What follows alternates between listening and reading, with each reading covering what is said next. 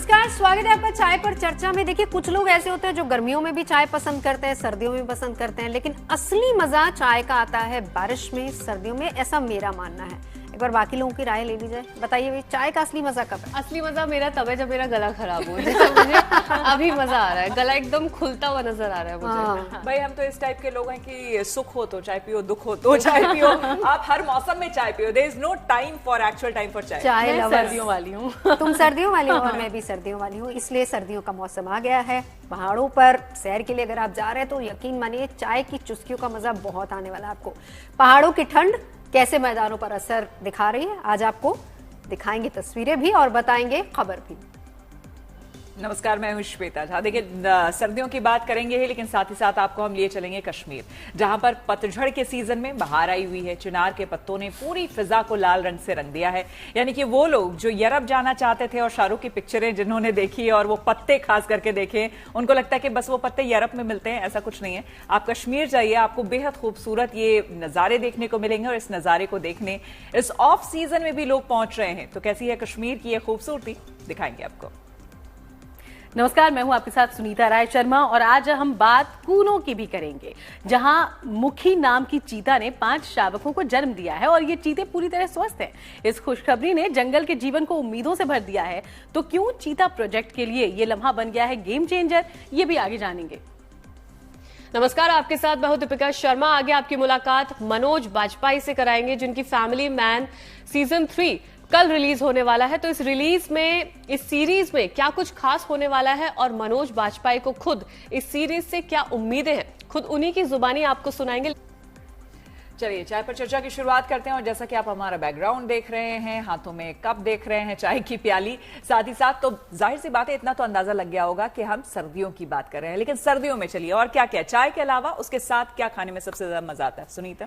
चाय के साथ तो कुछ भी चलता है, अलग अलग तरह की चीजें, लेकिन सर्दियों में एक मजा कह सकता है पराठे विद व्हाइट मक्खन, चाय के साथ। हाँ, पंजाब याद आ गया मुझे अचानक से। साग मक्की की रोटी। हाँ। और ये पक्का है, सर्दियों में ना हर कोई चाय पीता है और आप किसी भी टाइम पराठा खा रहे हो दोपहर में, जैसे साग मक्की की रोटी नॉर्मली हम लोग रात में नहीं खाते, बस उसके बाद चाय जरूरी है। जैसी मील खत्म हुई, चाय बना लो। जैसे यहाँ पे इंतजार रहता है ना 5 बजे का कि चाय मिलेगी। मुझे ना खाने पीने के अलावा ना घूमने का अलग मजा है इस वाले सीजन में। आप जाते हो, आप कोजी कोजी कपड़े पहनते हो। ये हमारा पर्यटक है। हाँ। ये वो समूह है जिसको अक्सर हम टेलीविजन पर दिखाते हैं। और आपको इस बर्फबारी से कोई परहेज भी नहीं, कोई परहेज नहीं। मैं तो बहुत खुश रहूंगी। मैं लिटरली दीपिका, मैं चाहती हूँ कि आप यहाँ से घूम के आए और फिर मुझे बताएं आपका एक्सपीरियंस कैसा। मैं बिल्कुल बताऊंगी, इस बार हमारा प्लान भी है। बिल्कुल, इंस्टा पे आप इनकी स्टोरी भी देख सकते हैं। लेकिन वैसे चलिए, हम चूंकि स्टूडियो में हैं और सर्दियों की बात कर रहे हैं, तो हमारे पास यहाँ पर देखिए ये कुछ चीजें हैं जो कि बहुत ही यमी है। इसको मकई बोलते हैं, मक्का बोलते हैं, कॉर्न बोलते हैं अंग्रेजी में। तो चाय के साथ इसका कॉम्बिनेशन भी कुछ बुरा नहीं होता है, बहुत अच्छा लगता है खाने में। तो हमारे लिए भी पूरा इंतजाम है। लेकिन चलिए, अब आप ठंड से जुड़ी ये खबर आपको बताते थे। ठंड जोरदार पड़ रही है बद्रीनाथ धाम में। देखिए, ठंड जबरदस्त है, लेकिन उसके बावजूद भगवान बद्री विशाल के दर्शन के लिए श्रद्धालु अभी भी पहुंच रहे हैं। उनकी आस्था इस ठंड के एहसास को कम कर दे, ऐसा हो नहीं सकता। वहीं बागेश्वर में भी दिन में घना कोहरा छाया हुआ है। इसके अलावा कश्मीर में तो सर्दियों में फिजा ही एकदम बदली बदली सी है। सैर सपाटे के लिए लोग यहां आ रहे हैं और उन्हें अब ताजा बर्फबारी का इंतजार है। बिल्कुल, तो ये जो तस्वीरें देख रहे हैं ना, कुल मिला जुलाकर पहाड़ों पर सर्द मौसम का असर उत्तर भारत के मैदानी इलाकों तक भी पहुंच रहा है, पड़ता जा रहा है। धीरे धीरे यहाँ ठंड अपना रंग दिखाना शुरू कर रही है। सूखी ठंड से जूझ रही इन जगहों पर बारिश का इंतजार है, क्योंकि इसके बाद ही सर्दी का मौसम अपने पूरे शबाब पर होगा।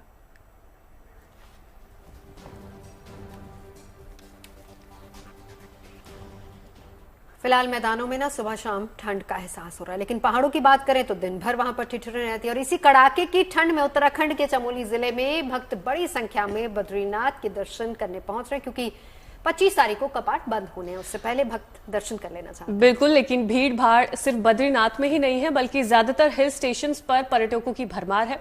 असल में इस मौसम को सैर सपाटे के लिए सबसे सही माना जाता है और बर्फ देखने की चाहत में मेरे जैसे पर्यटक वहां पर पहुंच रहे हैं। तो आपको तस्वीरें दिखाते हैं।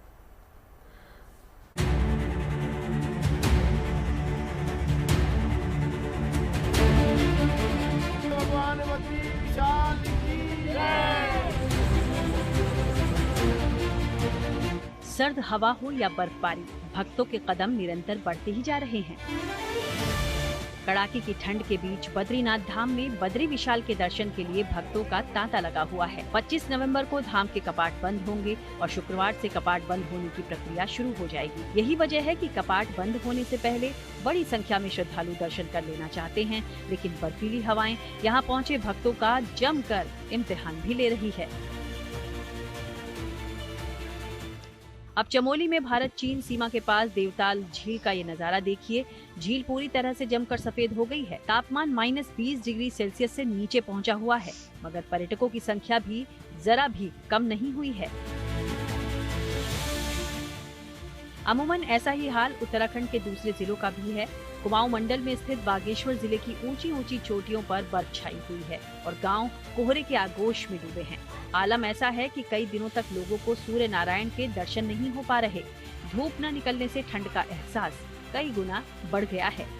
बागेश्वर जनपद में सुबह और शाम लगातार प्रचंड ठंड बढ़ती जा रही है। सुबह के समय तकरीबन 12 बजे तक कोहरे की चपेट में पूरी घाटी बैजनाथ से कौसानी तक का घना कोहरा दिखाई दे रहा है। बर्फीली हवाएं तापमान को लगातार नीचे धकेल रही हैं। ऐसे में सर्द हवाओं से बचने के लिए जगह जगह अलाव का इंतजाम भी किया गया है। दिन ढलते ही चौक चौराहों पर लोग अलाव तापते भी नजर आ जाएंगे। सुबह के समय यहाँ पे काफ़ी ज़्यादा कोहरा लग जा रहा है और 11 से 12 बजे तक धूप यहाँ पे आ रही है। उसकी वजह से ठंड के हालात बहुत ज़्यादा हो रहे हैं यहाँ पे। घूमने फिरने के शौकीनों के लिए ये मौसम परफेक्ट है, तभी तो ज्यादातर हिल स्टेशंस पर अच्छी खासी रौनक हो चली है। कुल्लू में एडवेंचर स्पोर्ट्स ने फिर से रफ्तार पकड़ ली है। रिवर राफ्टिंग के लिए अलग अलग हिस्सों से यहाँ लोग पहुँचे हुए हैं। नदी की उपंती लहरों पर चप्पू चलाते हुए इनको अलग ही रोमांच का एहसास हो रहा है।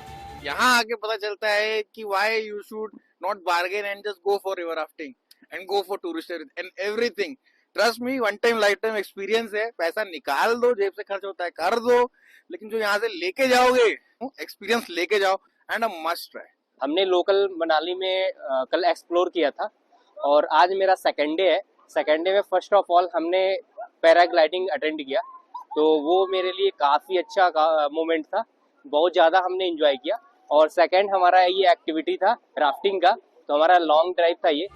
सैलानियों को यहाँ का मौसम ही नहीं बल्कि खान पान और मेहमान नवाजी का तरीका भी भा रहा है। हमने शिमला विजिट किया है, मनाली किया है और अभी हम लोग कसौल की तरफ जाने वाले हैं।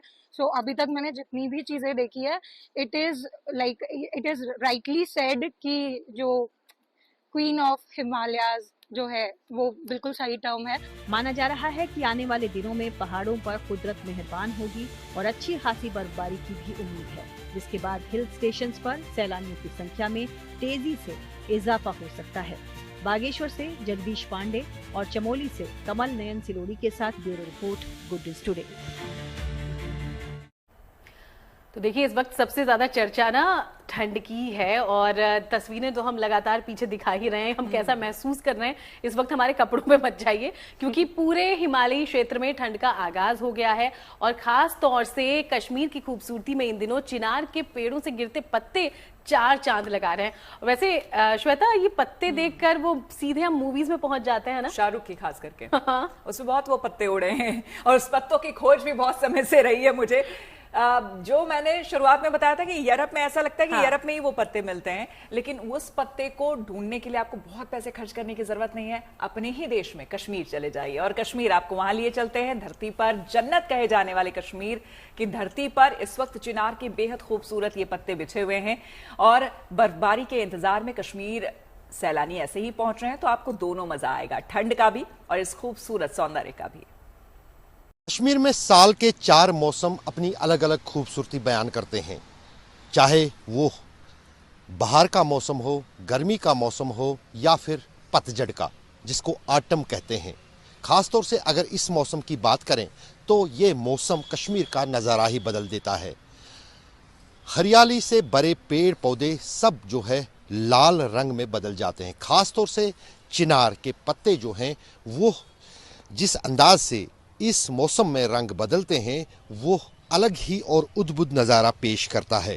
कश्मीर में ऑटम सीजन में चिनारों के इस पतझड़ और रंग बदलने के नज़ारे को देखने के लिए देश और दुनिया से हजारों की तादाद में पर्यटक कश्मीर आते हैं। लेकिन पिछले कुछ सालों के दौरान ग्लोबल वार्मिंग के चलते अब इस मौसम में भी देरियां हो रही है। सितंबर के महीने से ऑटम सीजन कश्मीर में शुरू होता है, लेकिन हरियाली जो है वो अब नवंबर में पत्तों में जो है गायब हो जाती है। और कहीं ना कहीं लोगों का मानना है कि ये पतझड़ में जो मौसम में बदलाव हो रहे हैं ये ग्लोबल वार्मिंग का ही असर है। यहाँ तक कि एक ज़माने में कश्मीर में चिनारों के इस पतझड़ को देखने के लिए देश की भूतपूर्व प्रधानमंत्री मिसिस इंदिरा गांधी हमेशा कश्मीर ये मौसम देखने के लिए आती थी। लेकिन अब न सिर्फ मौसम में बदलाव हुआ है बल्कि कश्मीर में चिनारों की तादाद में भी बड़ी कमी हुई है, जो पर्यावरण से जुड़े लोगों को काफ़ी खल रही है।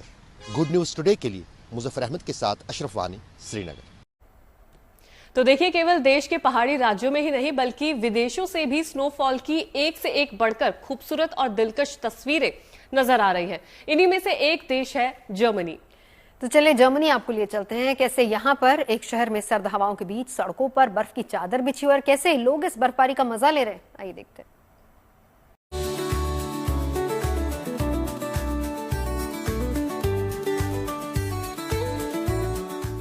बर्फ की मोटी चादर से ढका शहर, हर तरफ चांदी सी चमक, बर्फ से खेलते बच्चे और मौसम का आनंद लेते लोग। ये दिलकश नजारा जर्मनी का है, जहां आखिरकार सर्दियों ने दस्तक दे दी। देखिए कैसे इस बर्फ से ढकी धरती पर बच्चे अपनी अपनी बर्फ गाड़ी लेकर मैदान में खेलते नजर आ रहे हैं। उनके चेहरे पर खुशी और मस्ती का बेहतरीन मेल देखने को मिल रहा है। फेल्बर्ग की पहाड़ियों पर कुछ महिलाएं अपने परिवार के साथ यहाँ घूमने आई। कोई इस ठंड में गर्म चाय का आनंद लेती नजर आई, तो कोई अपने बच्चों को बर्फ की गाड़ी में सैर करा रही है। यहाँ का तापमान भले ही माइनस में हो, लेकिन लोगों के अंदर मौज मस्ती का जुनून इस मौसम पर भारी पड़ता नजर आया। सर्द हवाओं में सड़कों पर बर्फ की चादर, साथ में पेड़ों की शाखाओं पर बर्फ की चमक। ये नजारा देखकर ऐसा लगता है मानो प्रकृति ने सोने चांदी के आभूषण पहनकर अपने आप को सजा लिया हो। सर्दी की इस पहली झलक में डूबा हर एक कोना किसी जादुई पल से कम नहीं लग रहा। यहाँ के लोग, जानवर और पेड़ पौधे सब मिलकर पहली बर्फ का स्वागत बेहतरीन तरीके से कर रहे हैं। Bureau report, good news today. देखिए, मौसम की तस्वीर तो हमने आपको दिखा दी, तो चलिए अब आपको हम जंगल का भी जायजा ले लेते हैं और आपको तस्वीरें दिखाते हैं। आपके सामने 5 तस्वीरें होंगी जिसमें आप देख पाएंगे कि कैसे जयपुर में जंगल की घुसपैठ इंसानी बस्तियों तक हो रही है। तो वहीं हरिद्वार में गजराज को देखकर वहां के लोग दहले हुए हैं। लेकिन इन 2 तस्वीरों के अलावा 3 ऐसी तस्वीरें हैं जिसमें जंगल का दस्तूर नजर आ रहा है। जहां कूनो में एक चीते ने अपना कुनबा बढ़ाया है, तो वहीं गुजरात में 32 साल बाद टाइगर की वापसी हुई है। और देखिए, यही नहीं, एक तस्वीर रणथंभौर टाइगर रिजर्व से भी सामने आई है, जहां टाइगर और उसके शिकार की लाइव तस्वीरें लोगों ने देखी है, जिसे देखकर यहां मौजूद लोगों की सांसें थमती हुई नजर आई। तो जंगल की जिंदगी कैसी चल रही है, ये 5 तस्वीरें देखकर आप समझ सकते हैं। तो चलिए सबसे पहले गुजरात से खबर दिखाते हैं, जहां से वन्यजीव प्रेमियों के लिए अच्छी खबर है। यहां के रतन महल में 3 दशक बाद रॉयल बंगाल टाइगर ने अपनी स्थायी आशियाना उन्होंने बना लिया है और ये 9 महीने पहले ही यहां आया था। नवजोत, बिल्कुल, और इस बाग पर वन विभाग कड़ी नजर बनाए हुए है। तमाम तरह की सुविधाओं का ख्याल भी रखा जा रहा है और माना जा रहा है कि ये बाग मध्य प्रदेश से आया है और यहाँ बाघों की संख्या देश में सबसे ज्यादा है।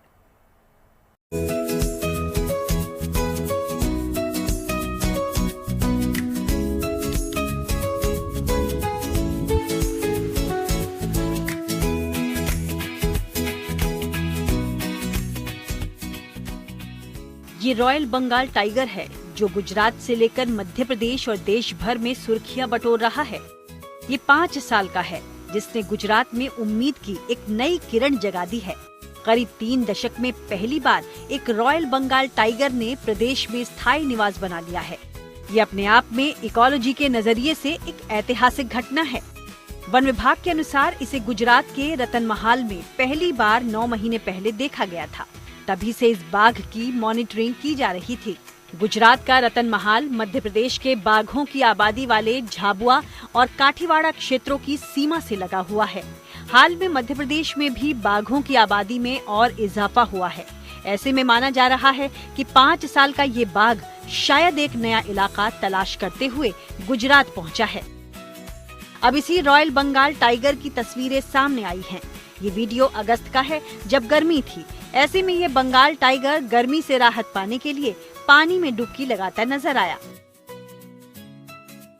गुजरात में रतनमहल के एरिया में एक टाइगर की उपस्थिति कुछ समय से है और उसके लिए जो है हम लोग काफ़ी उत्साहित भी हैं और हमारा अनुमान है कि ये एमपी के एरिया में जो टाइगर जो उसके बाहर भी कुछ टाइगर पॉपुलेशन है, उसमें से शायद ये इधर झबुआ साइड से आया है।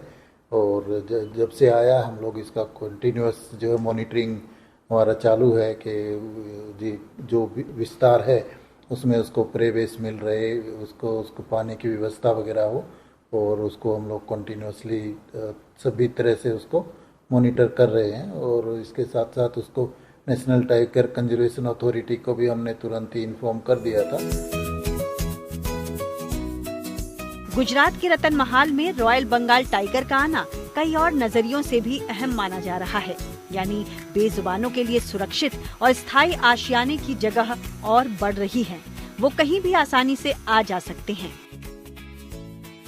बाघों के संरक्षण के लिए देश में बाघ अभयारण्य बढ़कर 58 हो चुके हैं। ये देश के लगभग 2.5% भौगोलिक क्षेत्र पर फैले हुए हैं। नेशनल टाइगर कंजर्वेशन अथॉरिटी की ओर से 2022 में हुई गणना के अनुसार देश में सबसे ज्यादा बाघों की अनुमानित संख्या 3,682 थी। तब मध्य भारत में 1,439 बाघों के होने का पता भी चला था। साथ ही तब मध्य प्रदेश में सबसे ज्यादा 785 बाघ दर्ज किए गए थे। वैसे गुजरात में शेरों की संख्या 890 के पार है। ऐसे में अब रॉयल बंगाल टाइगर की एंट्री भी वन विभाग और वन्य जीव प्रेमियों के लिए अच्छी खबर लेकर आई है। गुजरात के रतनमहाल से ब्रिजेश दोषी के साथ bureau report, good news today.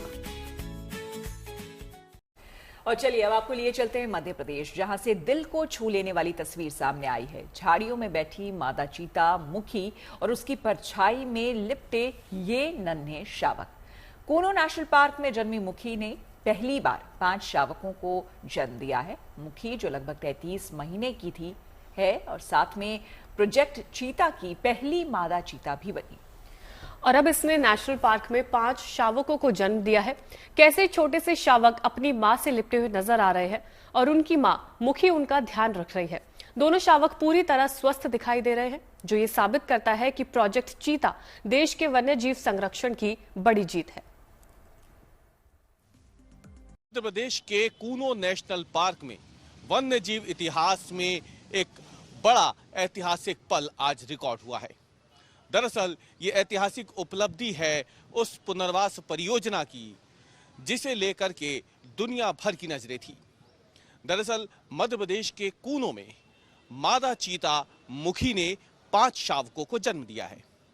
अब आप सोच रहे होंगे कि चीता जो है उन्होंने तो पहले भी कूनो में शावकों को जन्म दिया है, लेकिन यहां हम आपको बता देते हैं कि कूनो नेशनल पार्क में जिस मुखी मादा चीता ने शावकों को जन्म दिया है, ये वही मादा चीता है जो कि खुद भारत में जन्मी है और इसीलिए ये एक ऐतिहासिक पल माना जा रहा है। आपको याद होगा कि आज से करीब 33 महीने पहले जो मुखी है ये खुद अपनी मां के से जन्मी थी। कुल 3 शावक तब दक्षिण अफ्रीका से लाई गई इस मादा चीता ने जन्मे थे, जिनमें से 2 शावक जो हैं वो कूनो नेशनल पार्क में बचा नहीं सके थे अपने आप को और वो मर गए थे।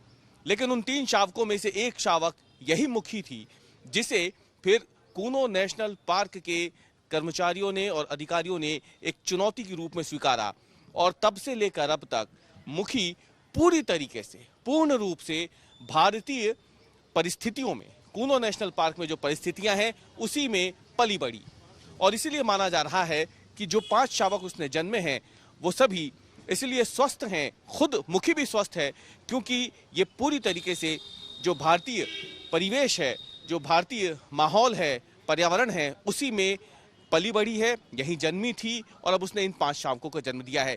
जो वन्य प्राणी से जुड़े हुए जो तमाम विशेषज्ञ हैं उनका मानना है कि पुनर्वास परियोजना में ये सबसे कठिन क्षण होता है, सबसे चुनौती भरा क्षण होता है कि एक दूसरे महाद्वीप से ला करके किसी को दूसरे महाद्वीप की परिस्थितियों में ढालना। लेकिन मुखी ने इन सभी चुनौतियों को पार करके न केवल खुद को जीवित रखा बल्कि अब 5 स्वस्थ शावकों को भी जन्म दिया है। वन्य जीव विशेषज्ञ इसे न केवल ऐतिहासिक उपलब्धि मान रहे हैं बल्कि ये भी कह रहे हैं कि अब यहाँ से भारत चीतों की संख्या के मामले में भी जल्द आत्मनिर्भर बन जाएगा और देश से विलुप्त हो चुके चीते अब एक बार फिर से देश के अलग अलग हिस्सों में भागते हुए दिख सकेंगे। कैमरामैन अमरीश के साथ गुड न्यूज टुडे के लिए भोपाल से मैं रवीश पाल सिंह।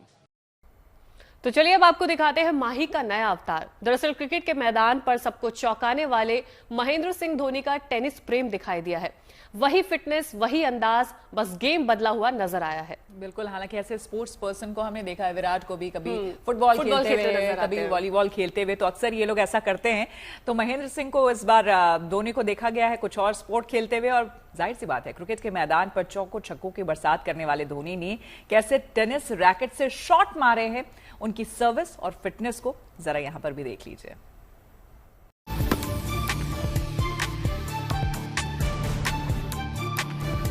रांची के GSCA इंटरनेशनल स्टेडियम में खेले जा रहे country cricket club tennis championship के दौरान खिलाड़ियों का उत्साह चरम पर पहुंच गया जब उन्होंने महेंद्र सिंह धोनी को अपने बीच पाया। टीम इंडिया के पूर्व कप्तान धोनी ने न केवल प्रतियोगिता में हिस्सा लिया बल्कि खिलाड़ियों का उत्साह बढ़ाते हुए मैच भी खेला। क्रिकेट के मैदान पर चौकों छक्कों की बरसात करने वाले धोनी ने जब टेनिस रैकेट शॉट मारने शुरू किए तो उनकी सर्विस और फिटनेस को देखकर हर कोई दंग रह गया। धोनी अपनी पार्टनर सुमित के साथ कोर्ट में उतरे और जीत हासिल की। माही सर का गेम देख के थोड़ा हैरान हो कि इतना अच्छा वो कैसे खेल दिए। रियली उनका पैडल गेम काफ़ी अच्छा था और हम लोग आशा करते हैं कि जिस तरीका से वो आज परफॉर्मेंस दी और जिस तरीका से हम लोग कोर्ट पे बात कर रहे थे, बहुत जल्द हम लोग को साथ में टीम अप करते हुए फिर से दोबारा जरूर देखेंगे कोर्ट पे। करीब 20 मिनट तक टेनिस खेलने के बाद धोनी पुरस्कार वितरण समारोह में भी शामिल हुए और सभी विजेताओं को ट्रॉफी और मेडल देकर उनका सम्मान किया। धोनी ने इस दौरान छोटे फैंस को अपने साइन किए हुए मिनिएचर बैट भी गिफ्ट किए। महेंद्र सिंह धोनी जैसा आइकॉनिक खिलाड़ी के लोगों से इंटरेक्ट करने से कहीं ना कहीं लोगों में एक उत्साह भी होता है। वो रोल मॉडल हैं बच्चों के लिए, बड़ों के लिए, सभी के लिए। और जब इतना बड़ा स्टार जो कि पूरे दुनिया में जिसकी पहचान है, उसको रांची के लोग जब अपने पास देखते हैं तो मुझे लगता है कि एक अच्छी फीलिंग होती है। धोनी जब भी रांची में होते हैं अपने घर से करीब 10 किलोमीटर दूर JSCA स्टेडियम जरूर जाते हैं। वहां जिम में पसीना बहाते हैं, प्रैक्टिस करते हैं और जब भी मौका मिलता है टेनिस में हाथ जरूर आजमाते हैं। धोनी अक्सर रांची में स्थानीय टेनिस टूर्नामेंट में हिस्सा लेते रहे हैं और कई बार खिताब भी जीता है। रांची से आकाश कुमार के साथ bureau report, good news today.